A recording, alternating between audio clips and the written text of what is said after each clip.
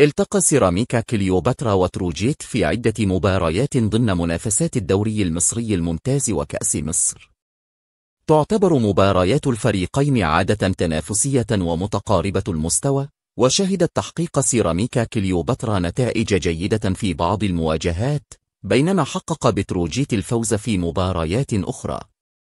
الفريقان يسعيان دائما لتقديم أداء قوي وتحقيق الانتصار، وتعتبر مبارياتهما فرصة للاعبين لإظهار مهاراتهم وقدراتهم الفنية.